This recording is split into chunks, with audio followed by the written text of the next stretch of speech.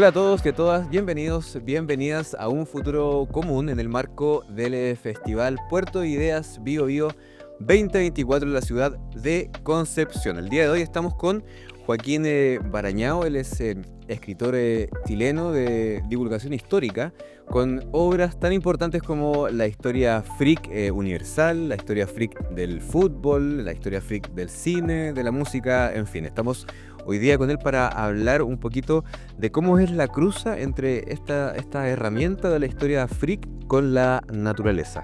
Joaquín, ¿cómo estás? Bienvenido. Muy bien, muchas gracias por el convite. Aquí estamos para ver qué podemos aclarar de todo esto. Joaquín, bueno, lo mencionaba yo ya en la introducción, ¿cómo convergen, cómo se cruzan esta idea de lo freak con la naturaleza, con el ecosistema, con el mar, con la tierra, con el cielo?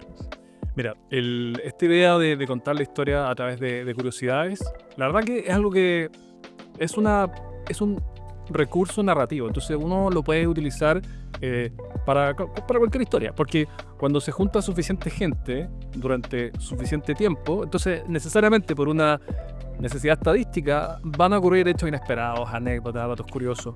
Entonces si tú me dices, por ejemplo, bueno, Joaquín, pero quiero que tú hagas una historia freak de la política. Bueno, por supuesto que uno puede contarla a través de ese lente, a través de ese recurso narrativo, digamos. Y que tiene, bueno, uno se podría extender respecto a por qué yo creo que eso ayuda a hacer la historia atractiva, por qué funciona como un gancho en la memoria. Hay varios elementos asociados, pero lo que te quiero decir es que si uno dice, contemos la historia de la relación del ser humano y la naturaleza a través de este recurso narrativo, bueno, por supuesto que es mucha gente durante mucho tiempo y entonces va a ser siempre un sustrato generoso para poder hacerlo.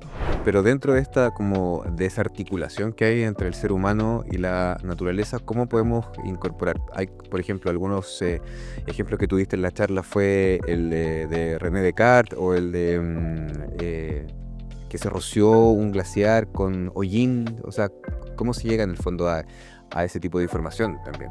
Mira, claro, uno dice, vamos a contarle la relación entre el ser humano y la naturaleza, y Descartes es un elemento es un personaje muy importante porque, bueno, es un pilar del racionalismo, ¿cierto? Del método científico, de la manera como hoy día pensamos, de cómo entendemos el mundo. Lo curioso, y esto es algo que no es imprescindible para el aprendizaje de la historia, pero sí es un ancla en la memoria, que es lo que te decía hace un rato, de cómo este método narrativo permite darle cierto sabor, cierta textura adicional a este tipo de dimensiones de la historia, es que este pilar del racionalismo, bueno, resulta que él tuvo esta epifanía de que se iba a dedicar a la ciencia a partir de 3 sueños que él vivió. Él fue un mercenario en la guerra a los 30 años. Estaba en una habitación mal ventilada, pasando frío en el invierno ahí en campo de batalla, y probablemente con mucho monóxido de carbono en esa sala, en esa pequeña habitación. Bueno, tuvo estas... y uno dice, bueno, el sueño, uno piensa en Buñuel, ¿cierto? O sea, el sueño es casi que la epítome de lo irracional, y sin embargo fue lo que lo llevó a eso. Entonces, ¿es eso imprescindible para entender la historia de la relación entre el ser humano y la naturaleza? No es imprescindible, pero vaya que lo hace más fácil de recordar y que lo hace más ameno. Que son estos hechos que tú dices que son como llamativos, que pueden invitar a la lectura, porque eso finalmente es, ¿no? Como que sea un incentivo. Claro, yo creo para que poder leer. sí, cumplen un rol previo, que es invitar a la lectura, y luego durante la lectura cumplen algunos roles adicionales. Uno de ellos es este concepto de ancla en la memoria, que uno dice, a ver, entonces, por ejemplo, si uno dice Francis Bacon, que también lo conté en la charla, que es uno de los grandes paladines del empirismo, y a tanto llevaba su compromiso científico que él en un momento iba camino a Highgate y con una gran nevada dijo, esto tenemos que experimentar y vamos a ver cómo una gallina es capaz de enfrentar el frío, y salió y hizo un experimento con una gallina. Bueno, se terminó muriendo de neumonía Francis Bacon por su compromiso con el empirismo. Entonces, de nuevo, eso no es requisito que esté esa anécdota contada en el libro, porque no es parte, digamos, de su corpus, no es parte de su obra. Pero es muy fácil, es muy memorable. Y al ser muy memorable, entonces eso te permite mantener eso en tu cabeza. Y cuando en 10 años más alguien te pregunte por Francis Bacon, bueno, quizás si yo solamente te dijera su obra, ya, la verdad que puede ser un poquito árido, un poquito difícil. Pero si te acuerdas de la historia de la gallina en la nieve, el tipo experimentando con el frío hasta que se muere, ay, ¿por qué hizo eso? Entonces eso te permite conectar con lo que sí es importante. Decir, verdad que este es el tipo del empirismo, ¿cierto? El método científico. Entonces, de esa manera funcionan como anclas en la memoria. Además planteaste este futuro como expandido, ¿no? Como que se parte de una protección muy cercana, digamos, de un círculo muy cercano y luego nuevas conciencias, nuevas sociedades, nuevas culturas, como se pueda llamar, va ampliando este terreno. ¿Eso es beneficioso al final del día? Mira, la idea es la siguiente, es que si uno le preguntaba a Aristóteles, bueno, ¿quiénes son ciertos, cuáles son los sujetos morales? Va a haber un anillo interior muy pequeño que son los atenienses libres. Bueno, Aristóteles no era de Atenas, pero se fue a Atenas. Los atenienses libres, ¿cierto? Y eso era muy poco, eran hombres blancos y una minoría, o sea, ya habían hasta los policías incluso eran esclavos en la Atenas del siglo IV a.C. Entonces, y esos anillos, a medida que va pasando el tiempo, y aquí refrendo lo que decía recién de que yo, a mi juicio, vamos evolucionando, esos anillos se van expandiendo. Entonces, de pronto ya no son solamente unos pocos hombres blancos libres, sino que son en realidad todos los hombres blancos. Y luego las mujeres, o vaya idea sediciosa, las mujeres también, imagínate tú, y luego también las personas de colores diferentes, de razas diferentes, de etnias distintas.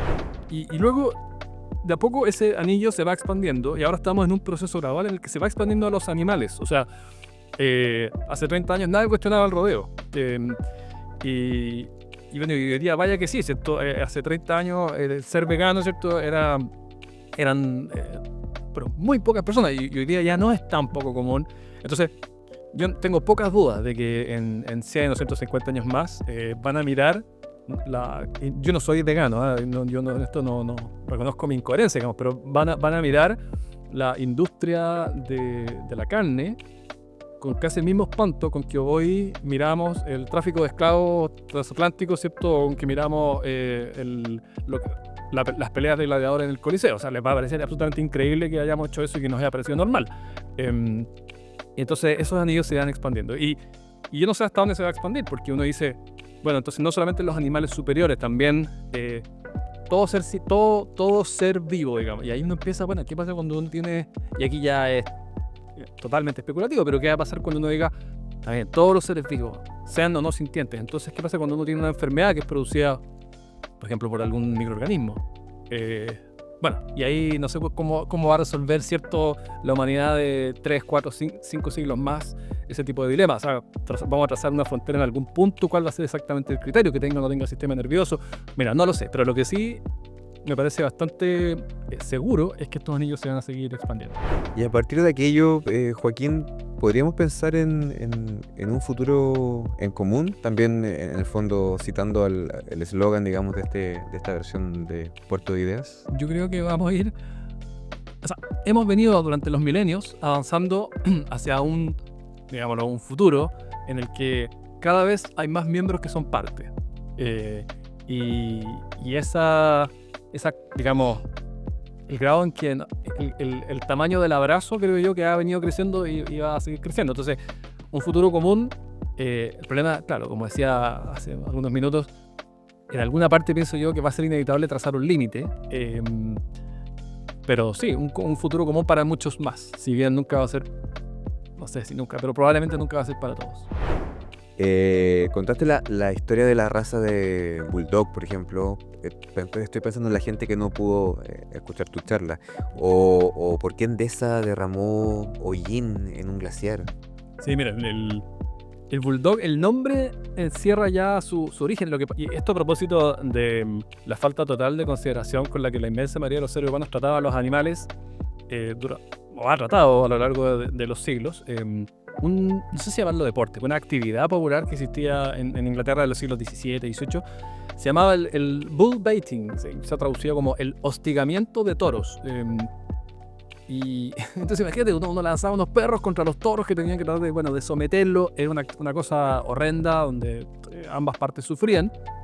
Y resulta que cuando surge este tipo de actividades con animales, entonces, bueno, quienes trabajan en esto, quienes se dedican o apuestan, entonces van convergiendo hacia aquellos especímenes que están mejor adaptados para esa actividad específica. Entonces, en este caso, los perros que estaban mejor adaptados para el bull baiting eran aquellos que tenían la nariz muy chata y por lo tanto podían respirar mientras estaban mordiendo el cuello de los toros u otras partes del cuerpo. Entonces, lo que eso fue, entonces, mira, este funciona fantástico para esto, y uno lo selecciona de manera, digamos, no natural, y luego se tiene descendencia y uno lo cruza con lo mejor que encuentra. Entonces, lo que eso terminó produciendo fue esta raza, el Bulldog, ¿cierto? Que está muy mal adaptada para la vida normal, o sea, tiene serios problemas respiratorios, y es porque él tenía esta nariz chata que era lo que le permitía, ¿cierto?, participar de esa actividad, y por eso el nombre.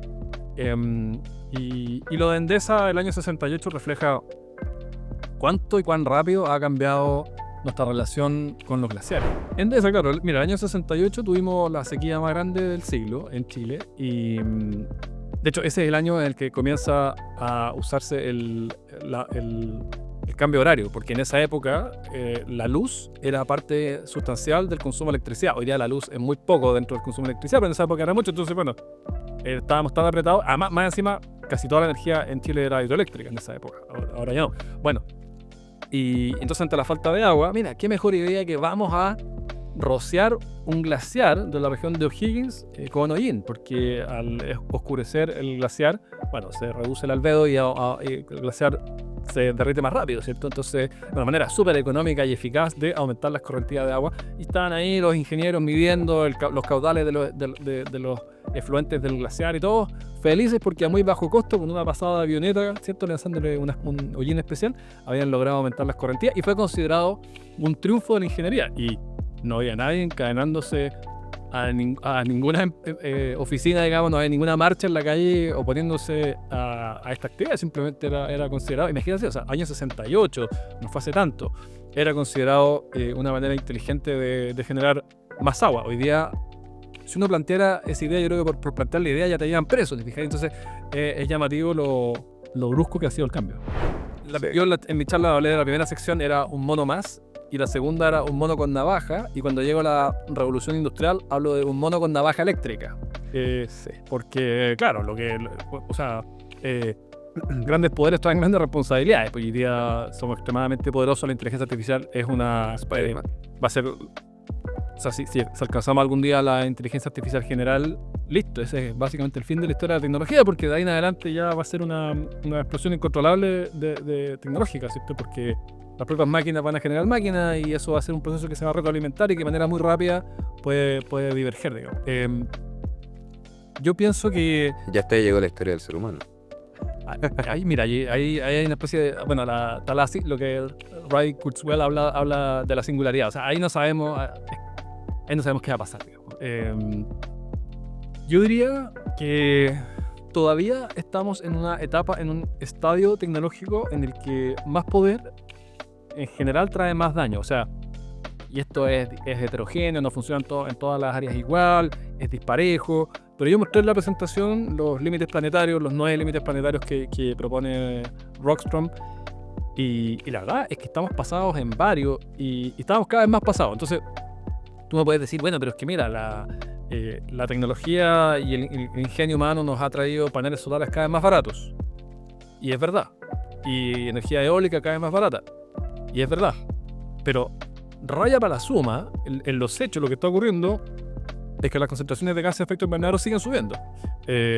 Entonces, uno pensaría, pero es que mira, yo veo que las baterías de ion de litio son más eficientes, que hay cada vez más autos eléctricos. Es que sí, todo eso es verdad, pero al final miremos la raya para la suma. Entonces, los optimistas tecnológicos pueden ver los casos aislados y ver luces de esperanza, pero la verdad es que cuando vemos el resultado final de todo esto, es que en esa métrica, que no es la única métrica posible, no es la verdad última, pero es bastante razonable, en esos 9 límites planetarios, la verdad es que estamos cada vez peor. Entonces, hasta ahora, yo creo que uno puede afirmar, en base a la evidencia, en base a la ciencia, que el incremento tecnológico ha avanzado más rápido que nuestra capacidad de controlar sus consecuencias.